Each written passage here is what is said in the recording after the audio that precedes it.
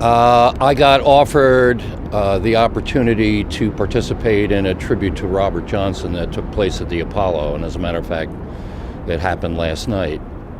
And once I accepted that, then we tried to figure out how to work some other things into the trip. I had as another linchpin in my travels a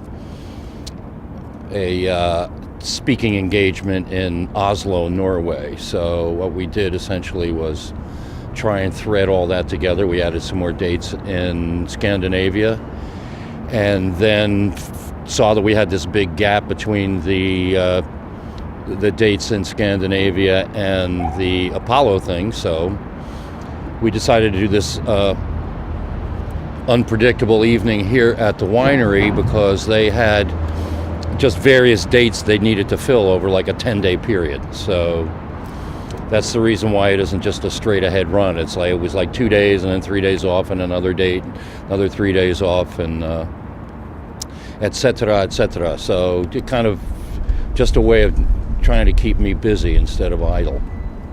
Well, the good thing is that Todd and I and Jesse as well have worked together so long and done so many different kinds of tours that the comfort level on stage is pretty, it's up there. I mean, I'm not worried that I'm going to miss a cue or anything like that, because it's part of the show. Is just the looseness of it, and being able to second guess what Todd's going to do at any given point. And for me, that's real. It comes very naturally because I've been doing it for so long with him.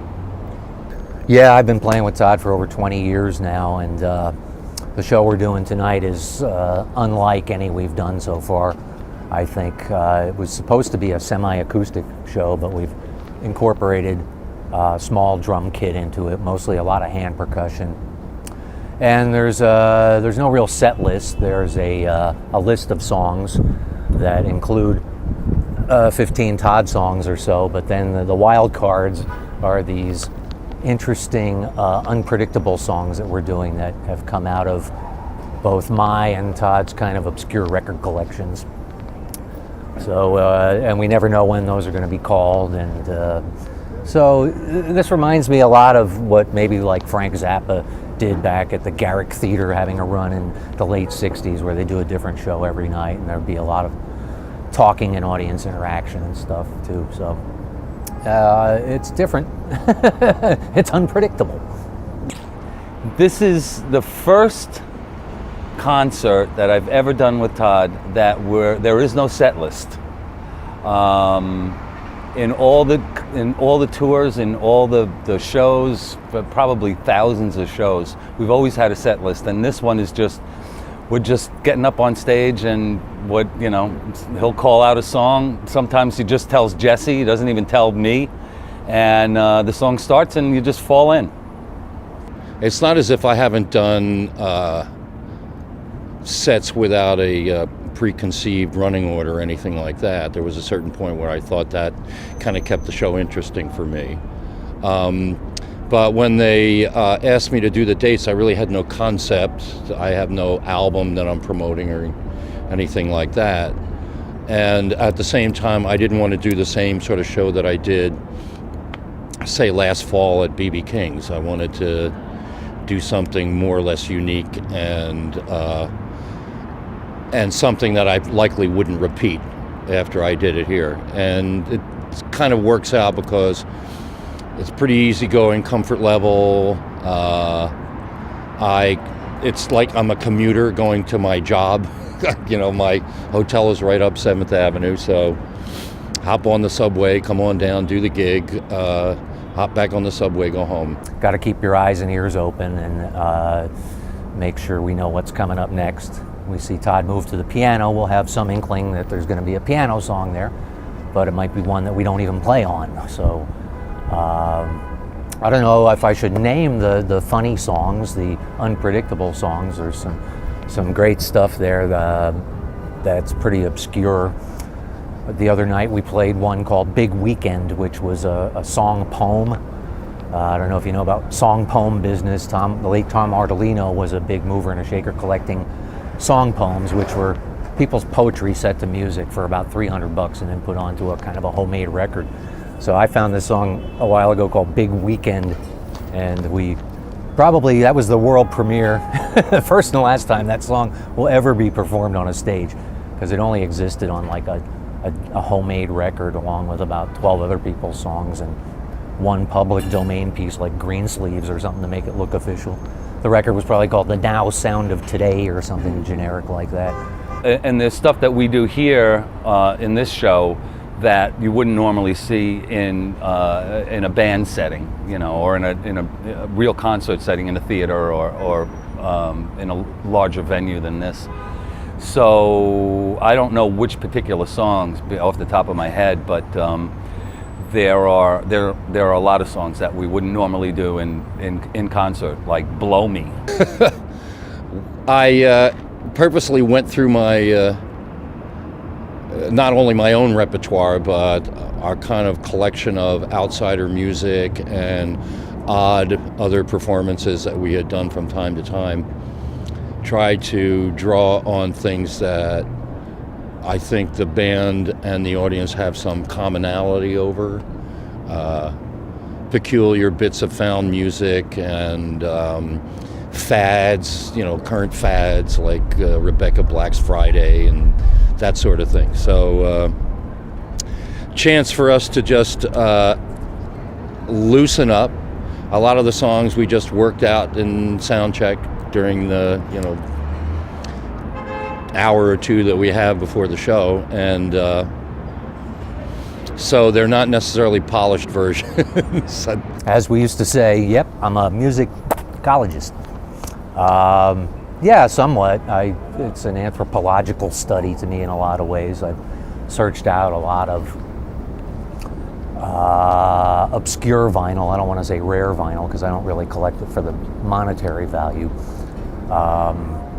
But yeah, managed to do that. I work as a music transcriber and arranger as well.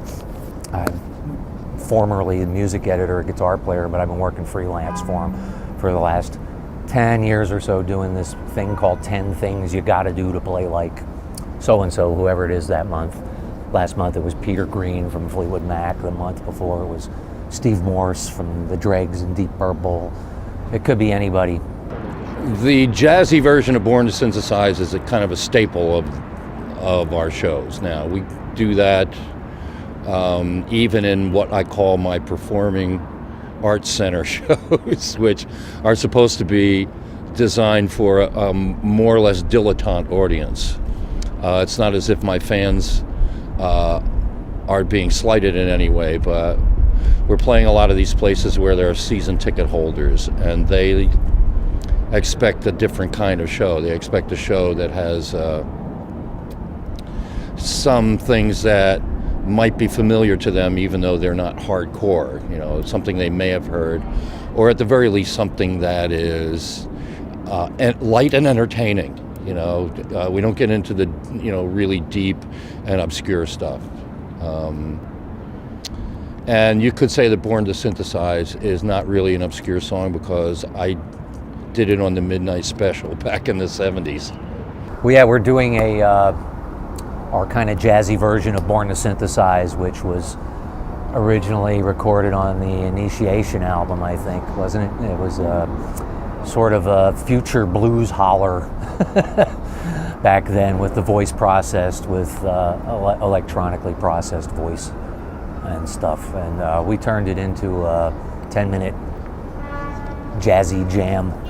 We essentially stole Killer Joe from Quincy Jones, which is a walking, descending bass line between two chords and has a couple of little jazzy chord hits on it.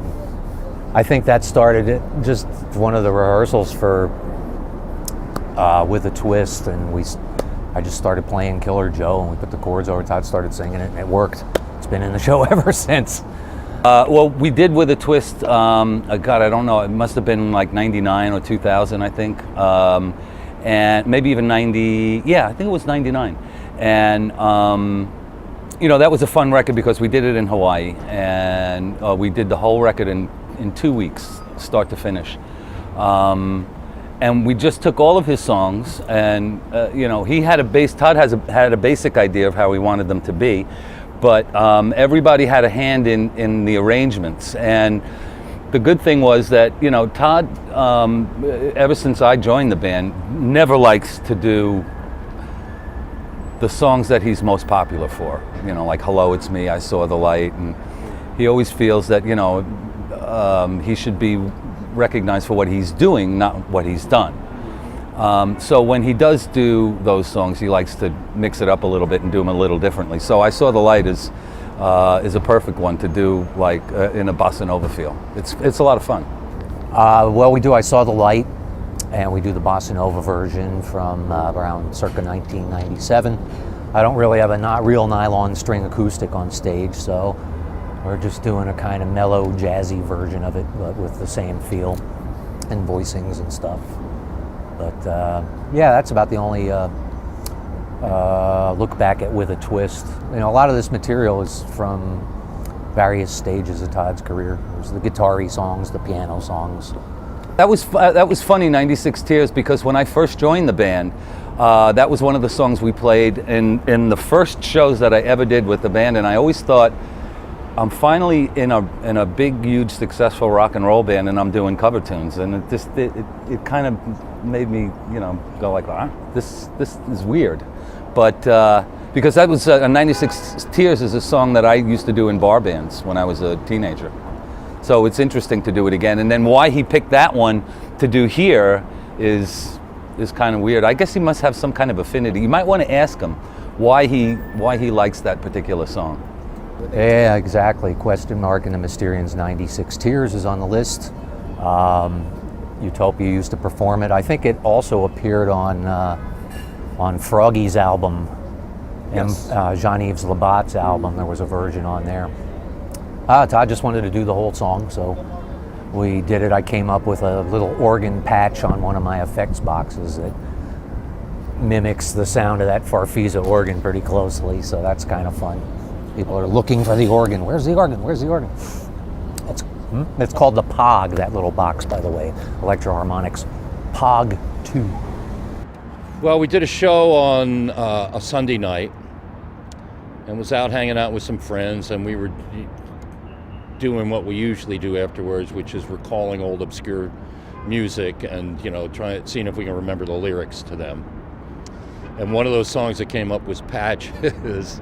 And I decided then that we had to play it the next day, so warned everyone the next morning, and then by that sound check we started working it out. And part of the reason why I like it is it's just the most over-the-top sentimental song that, one of the, it's up there with Honey, I Miss You, the ode to your dead wife, and